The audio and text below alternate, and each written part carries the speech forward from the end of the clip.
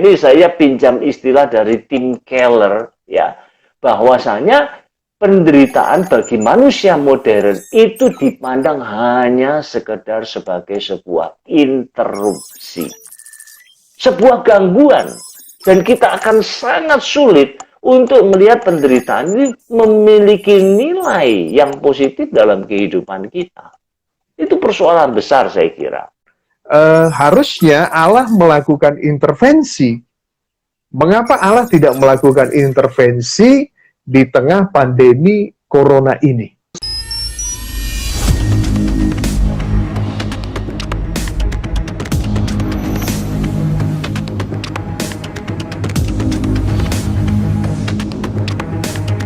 Tema kita adalah Corona merajalela, apakah Allah pegang kendali? Welcome, 1, 2, 3, 4, 5, open the door. Pak Surono, kembali ketemu Ya. Pak. Ya, shalom. Selamat malam Surono, semuanya. malam ini tema kita nampaknya sangat relevan dengan keadaan kita, Pak. Tema kita malam ini adalah Corona merajalela, dan ada pertanyaan yang saya pikir ada di jantung hati kita, ya, di tengah wabah corona ini, di tengah pandemi corona, di tengah kejadian luar biasa yang kita alami, yang mungkin kita nggak pernah pikirkan bahwa di masa hidup kita bisa mengalami keadaan ini. Pak Surono, sebagaimana tema kita, ya, kalau kita melihat dari kebenaran firman Tuhan, kira-kira Pak, apa yang bisa menjadi refleksi kita dengan keadaan yang terjadi saat ini, dihubungkan dengan kedaulatan Allah, Pak? Oke. Ya, saya kira wajar sekali ya ketika ada sesuatu yang buruk, sesuatu yang jahat, yang kemudian menyebabkan katakanlah tragedi kemanusiaan, maka kemudian timbul pertanyaan, apakah Allah itu masih pegang kendali? Ya, dan pertanyaan ini memang secara langsung berkaitan dengan masalah kedaulatan Allah. Ya, apakah Allah masih berdaulat?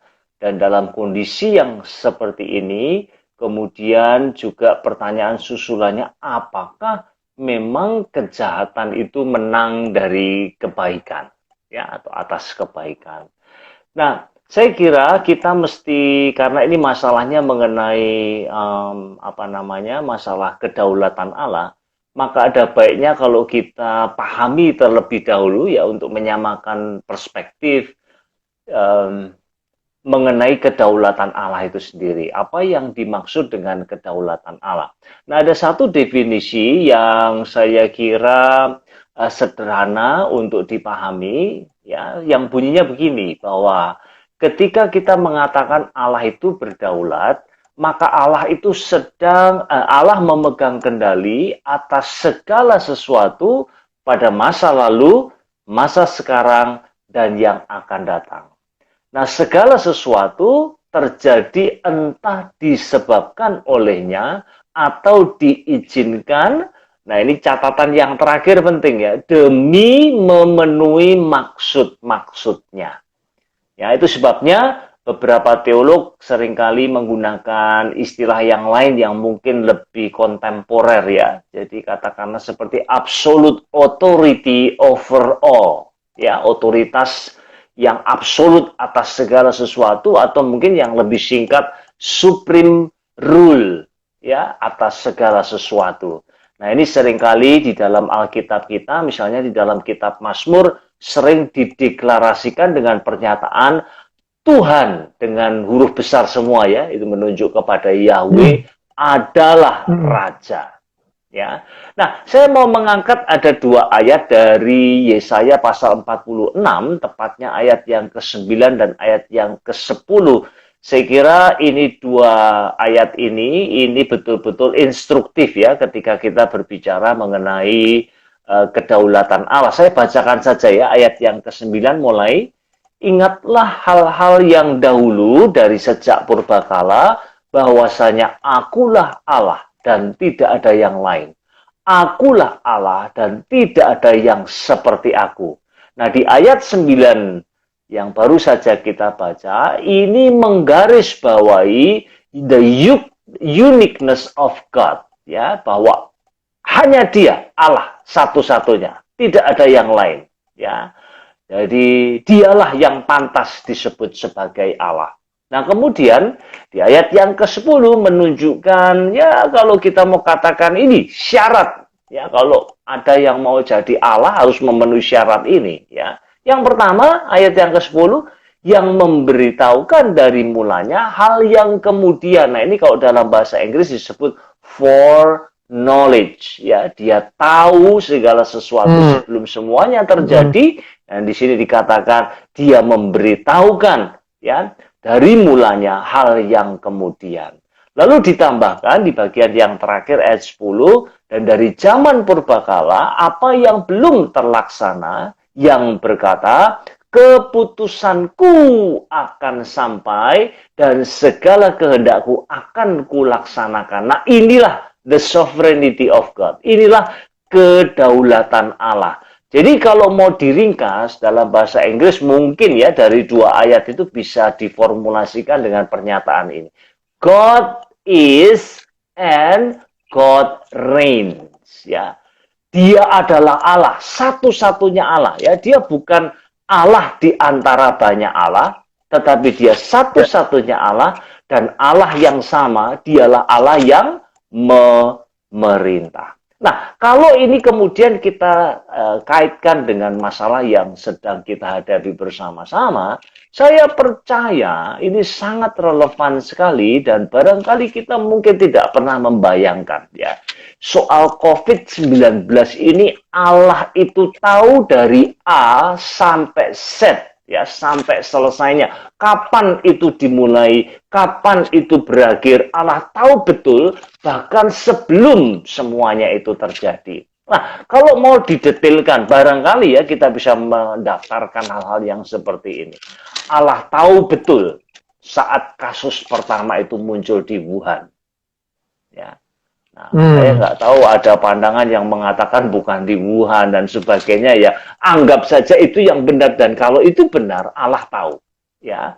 Lalu kemudian Allah tahu penyebarannya, mulai dari negara-negara tetangga sampai kemudian WHO mendeklarasikan sebagai sebuah pandemi.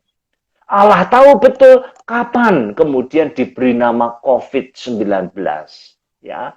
Ia tahu betul, katakanlah kalau mau pakai istilah ODP, PDP, ya. PDP bukan pendeta pembantu, ya. PDP dan yang positif, bahkan korban tewasnya. Kalau Allah disuruh menyebutkan by name satu persatu, maka Allah akan menyebutkan semua nama itu sempurna tanpa salah eja.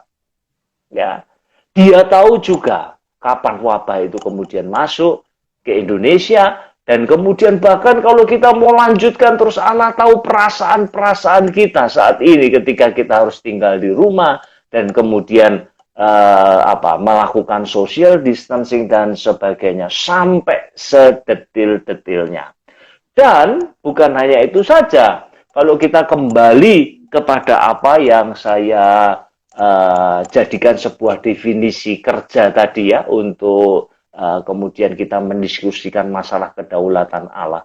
Bukan hanya Allah tahu, tapi ini yang paling penting, bahwa Allah mengendalikan segala sesuatu. Ya, Allah punya kuasa untuk kemudian mengarahkan semua yang terjadi saat ini di seluruh dunia untuk menggenapi maksud-maksudnya. Nah, itu saya kira poin yang tidak boleh lewat, ya.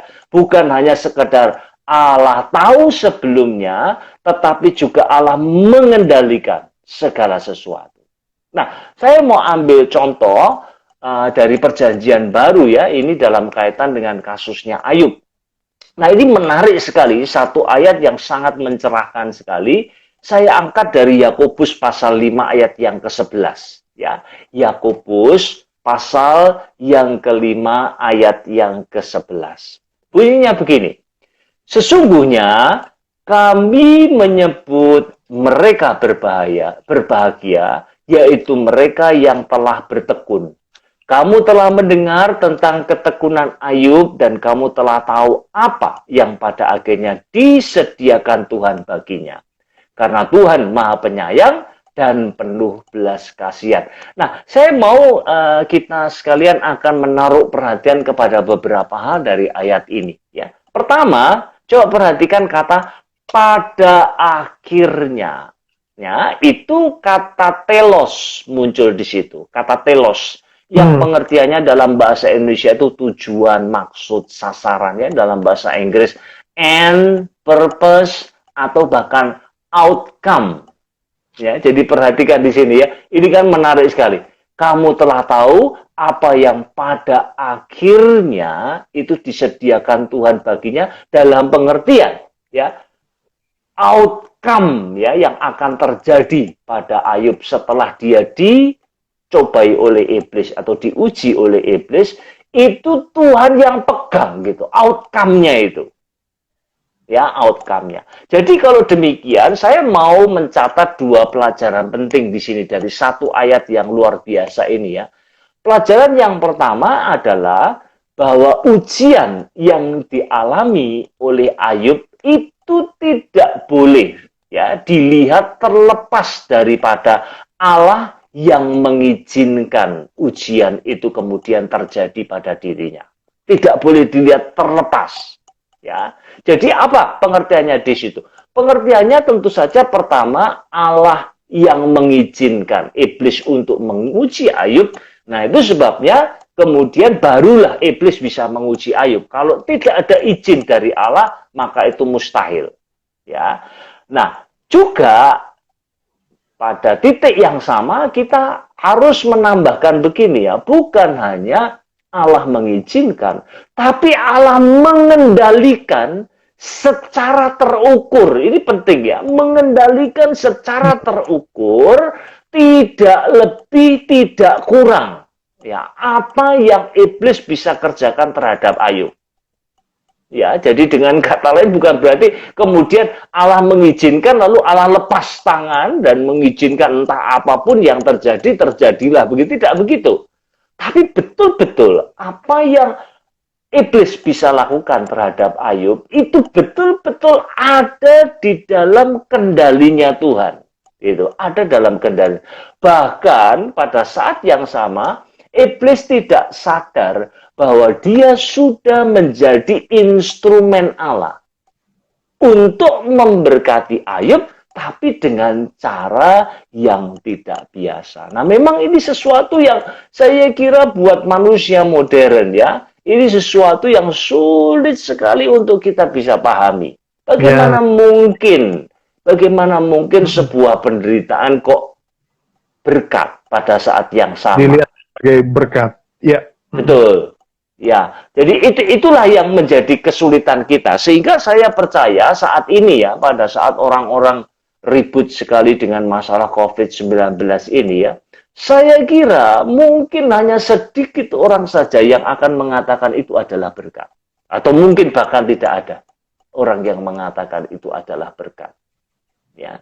Nah, kenapa demikian? Oleh karena memang ya tidak bisa kita pungkiri, pikiran kita itu telah sedemikian dipengaruhi oleh filosofi materialisme. Ya, atau sekularisme, sehingga pada akhirnya apa yang kita anggap sebagai berkat ya itu selalu segala sesuatu yang membuat kita nyaman, membuat kita senang, membuat kita dimudahkan, membuat kita jadi enak dan sebagainya dan sebagainya. Di luar itu ya, nah ini saya pinjam istilah dari Tim Keller ya, bahwasanya penderitaan bagi manusia modern itu dipandang hanya sekedar sebagai sebuah interupsi, sebuah gangguan, dan kita akan sangat sulit untuk melihat penderitaan ini memiliki nilai yang positif dalam kehidupan kita. Itu persoalan besar saya kira. ya.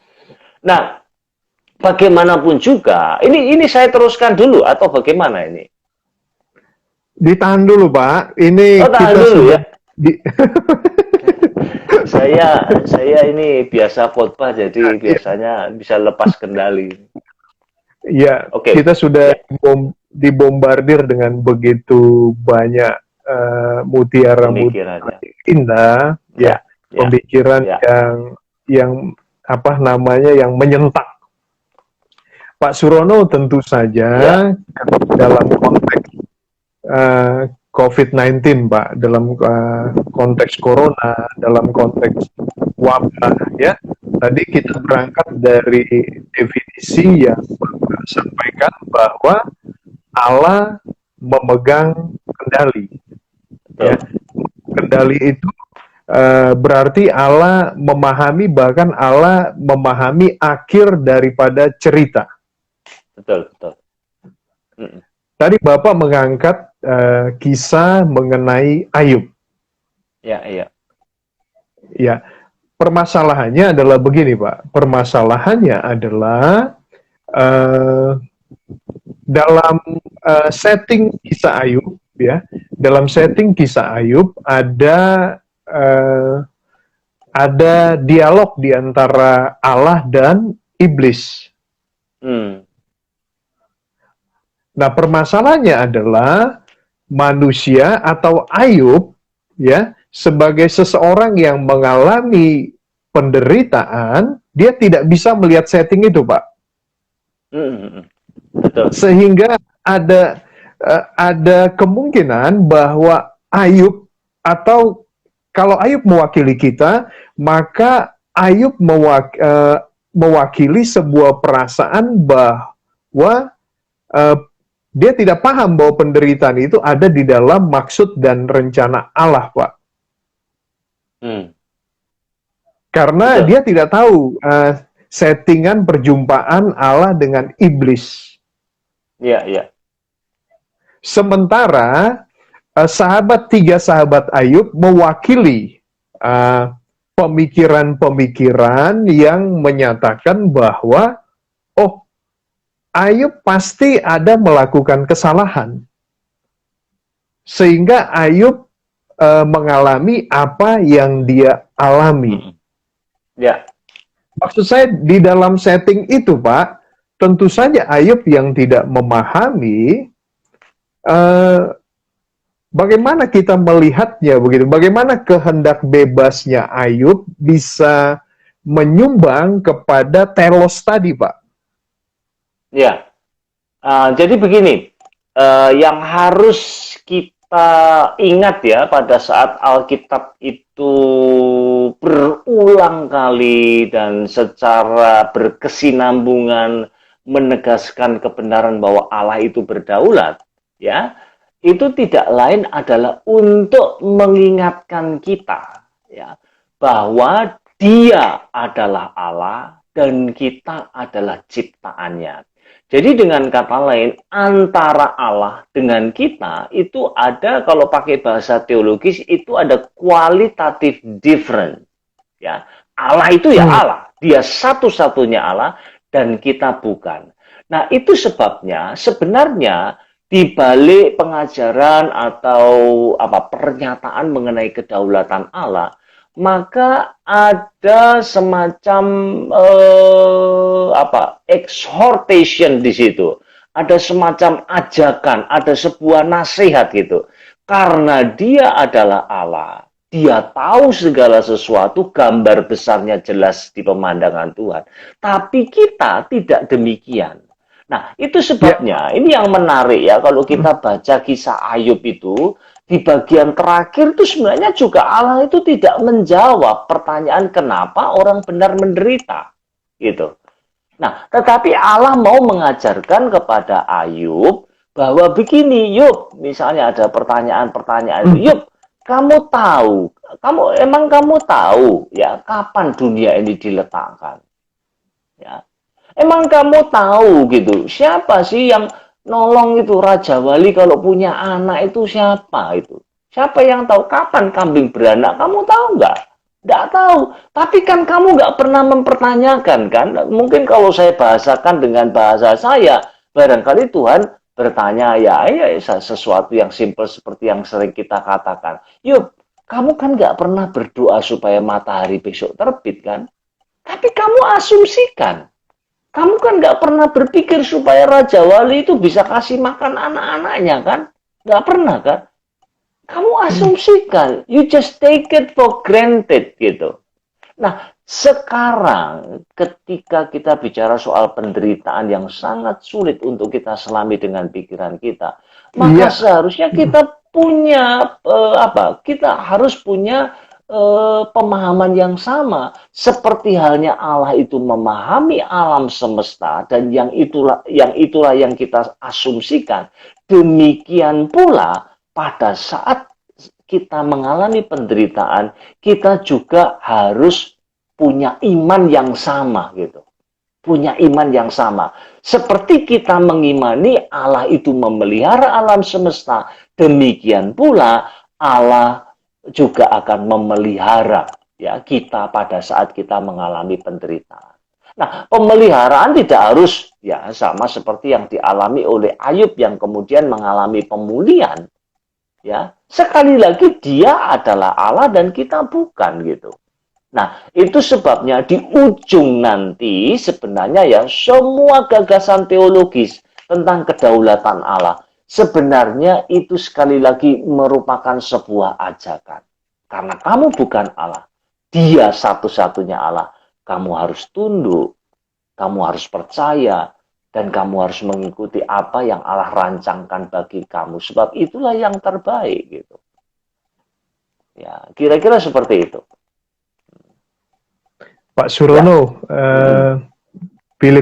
Filipiansi dalam bukunya Di Manakah Allah menerobos tragedi, menemukan iman sejati, dia menyatakan bahwa penderitaan membuat kita mempertanyakan kepercayaan kita yang mendasar tentang Allah. Ya, betul. Ya, dalam hal ini, Pak, dalam hal ini saya kembali kepada setting kisah Ayub yang tadi Bapak angkat ya. Ada satu bagian ketika Ayub menyatakan di akhir daripada segala yang diizinkan Allah itu, yaitu Ayub berkata, dahulu dari kata orang saja, Ya. aku tahu tentang engkau dan sekarang mataku melihat engkau. Nah, maksud saya begini Pak, sebenarnya kisah Ayub itu kan seperti anomali ya Pak ya. Kisah Ayub, kisah Habakuk begitu, bahwa umumnya kan berpatokan kepada ulangan atau Amsal ya, bahwa kalau seseorang melakukan hal yang baik, maka berkat akan mengikutinya. Ya. Sebaliknya kalau dia melakukan hal yang tidak baik, maka dia akan mendapat kutuk. Nah, saya membayangkan begini Pak, dalam di tengah pandemi corona, tadi Bapak sudah mengangkat tentang materialisme ya, artinya dari pemikiran Timothy Keller, tapi di tengah pandemi corona, karena di awal-awal juga ada yang mengatakan atau mempertanyakan apakah ini tulah daripada Tuhan. Tadi kan Pak Surono mengangkat Allah memegang kendali. Kedaulatan Allah adalah Allah memegang kendali. Yang menarik tadi Bapak sampaikan, kejadian atau penderitaan itu disebabkan, bukan kejadian, sesuatu itu disebabkan atau diizinkan. Ya. Betul ya Pak ya? Disebabkan ya, atau diizinkan, begitu Pak. Dan nah, itu untuk kita menggenapi maksud-maksudnya. Ya. Ini yang menarik Pak. untuk menggenapi maksud-maksudnya. Nah, pertanyaan saya adalah begini, Pak. Antara disebabkan dan diizinkan, ya. Apakah eh, apakah Allah bertanggung jawab atas penderitaan atau kejahatan yang ada di dunia ini? Ya, Artinya, jadi begini. sebentar Pak, sebentar. Kadangkala ketika bicara soal Allah yang berdaulat, maka banyak di antara kita mungkin diwakili oleh teman-teman Ayub yang mengatakan harusnya Allah melakukan intervensi. Mengapa Allah tidak melakukan intervensi di tengah pandemi corona ini? Iya, sorry. Jadi begini, yang pertama yang kita harus katakan adalah bahwa ya entah Allah itu mengizinkan atau dia menyebabkan secara langsung, ya, maka dalam keduanya tidak ada yang lain selain untuk menggenapi maksud-maksudnya.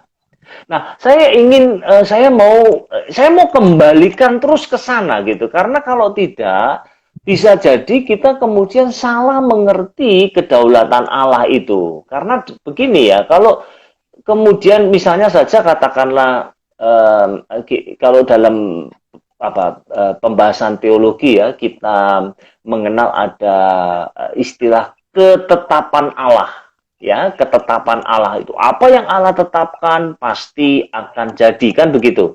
Nah, kemudian lalu pikiran kita secara manusiawi kemudian kita berpikir kalau Allah menetapkan segala sesuatu bisa jadi ya kalau yang ditetapkan itu tidak baik, maka Allah menjadi tidak adil, bukan? Gitu. Nah, tetapi mari ya kembali kepada kisah Ayub tadi, bahwa betul Allah itu mengizinkan atau membuka pintu untuk iblis kemudian menguji Ayub, ya. Nah, tapi ini yang pertama ya, bukan berarti kemudian iblis itu bisa seenaknya bermain di situ, tapi ekornya itu dipegang sama Allah, ya. Ya, artinya Allah hanya mengizinkan sejauh mana begitu iblis itu bergerak. Itu ada di tangan Allah. Tidak lebih, tidak kurang. Lalu kemudian di bagian terakhir, ini saya kira juga instruktif. Ayat yang ke-11 itu ya, dari Yakobus pasal 5 itu dikatakan, karena Tuhan maha penyayang dan penuh belas kasihan. Ya, jadi ini penting sekali. Saya kira itulah maksud, ya. Kenapa kemudian Allah entah menyebabkan atau Allah mengizinkan? Semuanya muaranya adalah supaya manusia akan berjumpa dengan Allah yang maha penyayang dan penuh belas kasihan itu. Nah, ini kan kesulitan kebanyakan orang ya. Biasanya kalau orang ya mengalami penderitaan begitu. Lalu kemudian kita berpikir, Allah sudah tidak peduli dengan saya. Allah sudah tinggalkan saya. Padahal sesungguhnya ini yang kita sering salah, tidak tangkap dengan baik gitu. Bahwa sesungguhnya Allah mengizinkan atau Allah menyebabkan justru supaya kita bertemu dengan Allah yang maha penyayang dan Allah yang maha pengasih tadi. Tujuannya itu tidak ada yang lain. Begitu. Dan itulah ya kalau kita hubungkan dengan definisi kita tadi ya, untuk menggenapi maksud-maksud baik daripada Allah. Ya. Nah, inilah yang memberitahukan kepada kita bahwa sesungguhnya kita sudah bisa jawab di sini, Allah tidak kehilangan kendali.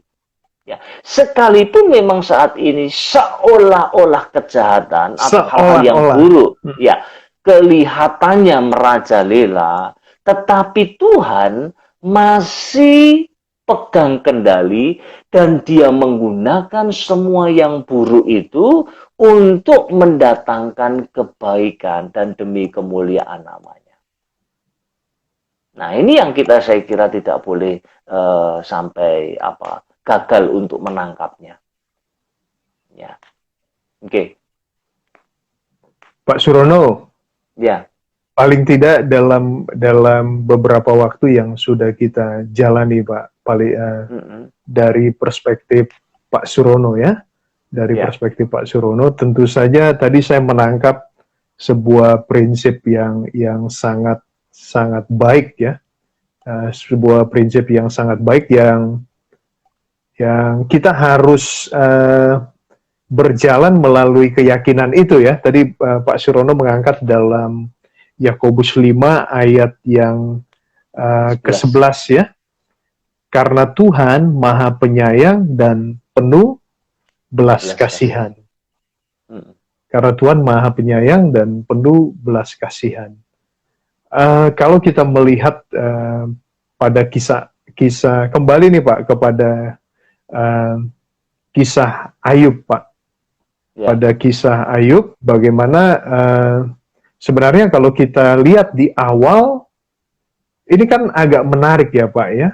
Justru dialog antara Allah dan iblis itu seperti juga melawan anomali yang ada ya, bahwa orang yang benar diberkati. Benar. Diberkati dalam tanda kutip ya, tapi Pak Surono tadi udah bilang penderitaan itu bisa menjadi berkat, tapi kebanyakan kita berpikir orang yang benar diberkati. Tetapi justru dalam kisah Ayub Pak ya, dalam kisah Ayub dalam tanda kutip ya, seperti Allah yang menyatakan bahwa, menyaksikan bahwa lihat kamu bertemu nggak dengan hambaku Ayub yang saleh itu. Hambaku Ayub yang saleh itu, yang kemudian karena kesalehannya di challenge ya sama iblis Pak. Dia saleh karena Allah memberikan semua yang dia minta. Ya. Ya. Nah, dalam keadaan sekarang Pak ya, dalam keadaan sekarang bagaimana kita maksud saya gini Pak, ada anak-anak Tuhan, saya baru saja mendengar berita ada satu anak youth di cabang kami Pak yang terkena COVID-19. Papanya baru meninggal. Dia dan mamanya sekarang ada di rumah sakit. Ya. Dia tidak bisa menyaksikan papanya yang meninggal. Dengan kata lain, bagaimana kita menyampaikan pesan kedaulatan Allah ini kepada mereka yang ada di dalam tanda kutip ya, kedukaan. Ya. Nah, memang begini, ini bukan perkara yang mudah ya, apalagi kalau kita sudah langsung berhadapan-hadapan dengan kasus-kasus yang real seperti itu ya, umumnya pada saat kita berbicara ya, misalnya saja C.S. Lewis ya. C.S. Lewis itu ya sama seperti Ayub begitu. Dia marah juga kepada teman-temannya yang kemudian datang waktu istrinya meninggal ya. C.S. Lewis itu dalam buku di dalam bukunya The Problem of Pain ya, dia bercerita bahwa dia sudah menikahnya telat ya kan. Tidak lama kemudian istrinya meninggal karena cancer gitu. Nah, kemudian sahabat-sahabatnya datang dan mengatakan, oh puji Tuhan saya sangat bersimpati, tapi ingat Tuhan itu punya rencana yang baik, Tuhan akan menolong, pasti semuanya akan mendatangkan kebaikan. Nah, perkataan-perkataan semacam itu, saya mengatakan itu bukan produktif, tapi kontraproduktif. Ya, kontraproduktif. Dengan kata lain, sebenarnya ini pendekatan pastoral ya. Kalau kita sudah ke sini ini masalah pendekatan pastoral. Saya kira tidak ada seorang pun yang lagi bersedih, yang terbuka untuk diceramai gitu, apalagi ceramah filosofis teologis seperti itu.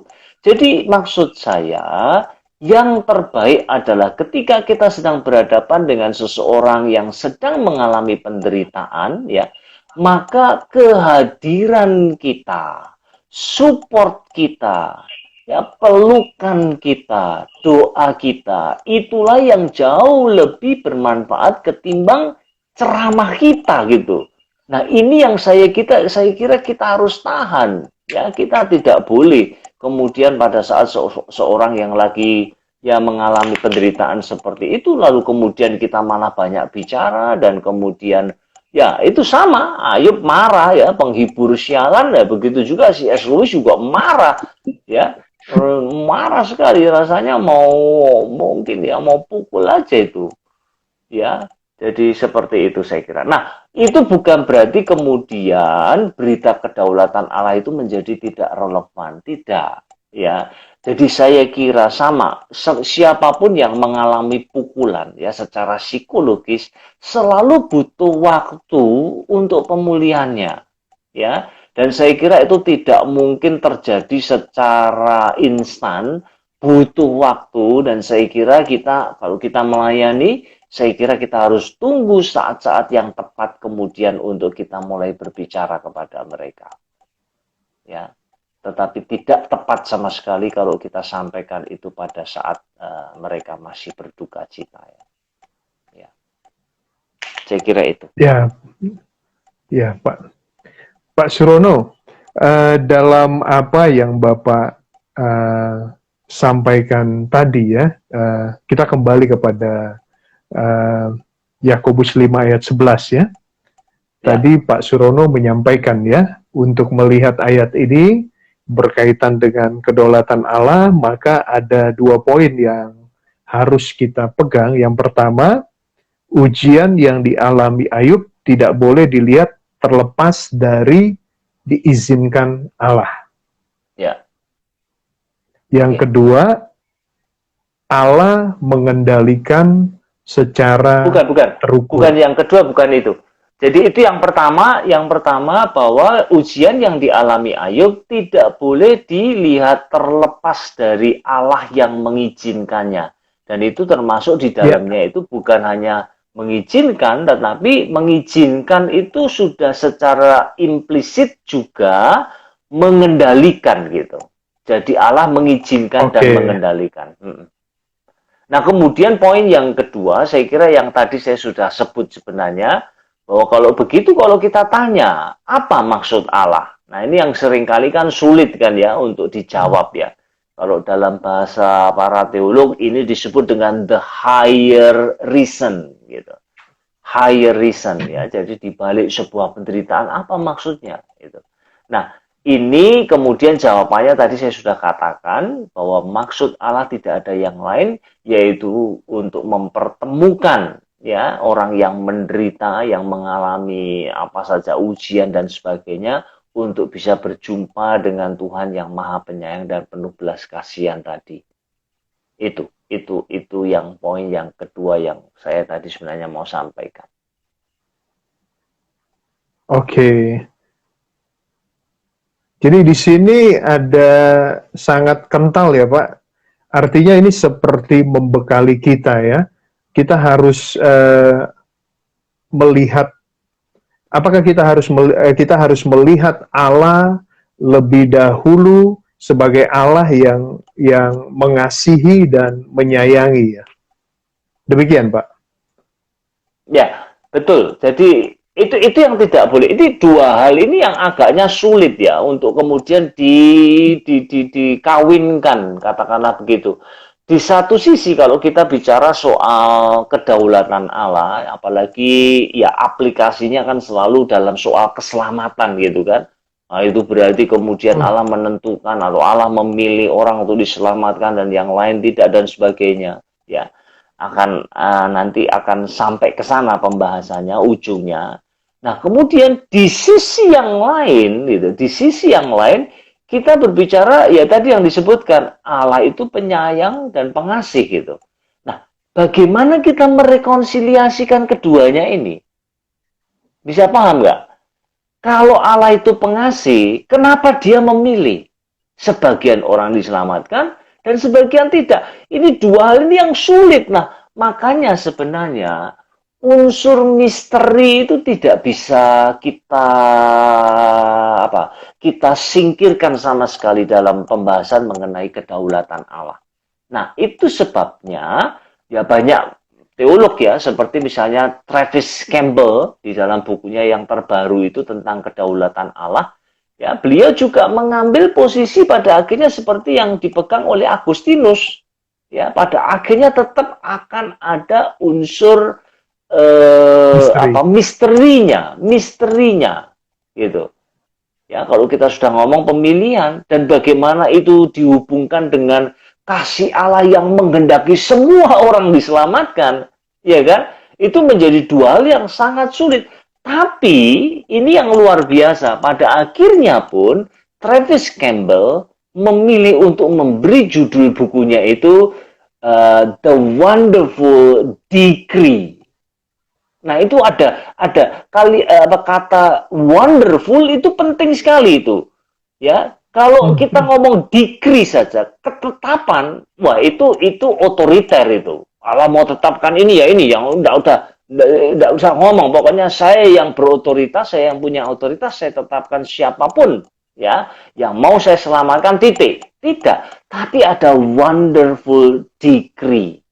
Nah, itu pengertiannya ya sama. Saya kira hampir semua lah ya. Kita ngomong Jonathan Edwards misalnya. Dia juga pada saat pertama kali ya di awal ketika dia berkenalan dengan doktrin tentang kedaulatan Allah, maka dia mengatakan bahwa itu adalah sebuah doktrin yang terrible itu. Sulit sekali untuk bisa terima. Tapi begitu dia mulai diperbarui dalam kehidupan, dia mengalami kelahiran baru, lalu imannya kemudian semakin hari semakin well informed, pada akhirnya dia mengatakan doktrin itu bukan doktrin yang terrible, tetapi itu adalah sweet doktrin. Doktrin yang manis itu. Hanya mereka yang mau memberontak saja sebenarnya, yang akan selalu melihat kedaulatan Allah itu sebagai musuh. Tapi kita yang mau berserah, maka itu adalah satu doktrin yang sangat menyejukkan jiwa. Karena tidak ada doktrin yang lebih bisa membuat kita menjadi tenang selain dari doktrin kedaulatan Allah. Bayangkan ya, ini masalah kita kan. Sekarang ini kan kita nggak pernah tahu gambar besarnya kan. Kita nggak tahu. Kita semua pengusaha selalu mengeluh. Pak, kira-kira kapan ini akan selesai? Waduh, gimana nanti kayak siapa itu? TB Joshua itu nanti ya. Dia memprediksikan Maret sudah lewat, lalu lalu kemudian alasannya Holy Spirit itu misled. Sesama Nabi nggak boleh ini, Pak. Ya, tadi ada yang tanya. Lanjut, Pak. Iya. Jadi begitu, ya pada akhirnya mestinya memang ya kita ini pada saat kita belajar tentang Allah dan teristimewa mengenai kedaulatan Allah, saya kira ini saatnya untuk kemudian kita merendahkan diri di hadapan Tuhan. Kita sadar betul siapa dia dan siapa kita gitu. Ya kan selalu kan yang dibenturkan kalau ngomong kedaulatan Allah, Allah berdaulat. Lalu di mana kebebasan saya? Ya mesti begitu. Iya. Ya kan? Iya, nah, itu selalu akan demikian. Ya. Tapi Pak Surono menarik sekali tadi ya, yang saya pikir relevan ya yang Pak Surono sampaikan bahwa koreksi kalau saya salah, tidak ada doktrin yang membawa ketenangan. Betul. Seperti ketetapan Allah. Ya. Barangkali di tengah kondisi ini, Pak, ya, orang-orang terus terang ya, ada ketakutan dan ketakutan itu real. Ada yang berjuang untuk makan ya beberapa waktu lagi. Ada ketidakpastian di sana. Barangkali Pak Surono bisa elaborasi bagaimana koneksi di antara keyakinan kita bahwa Allah berdaulat dengan kita bisa menjalani masa COVID ini dalam ketenangan, Pak?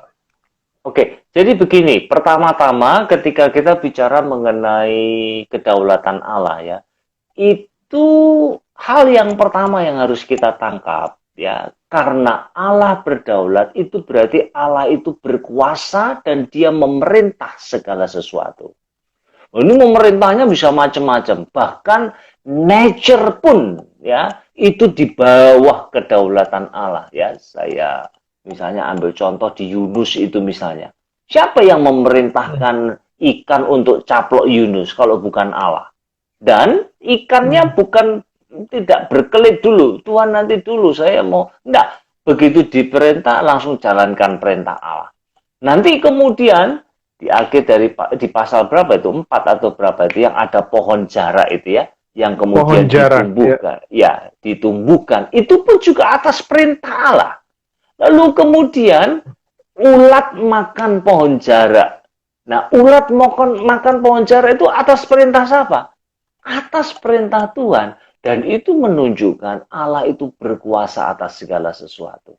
Nah, kalau Allah itu berkuasa atas segala sesuatu, maka dia merancang ya, katakanlah seperti mata rantai dia untai satu dengan yang lain yang pada akhirnya nanti ya itu akan menggenapi maksud-maksud baiknya Allah. Nah, ini poin pertama yang harus kita tangkap.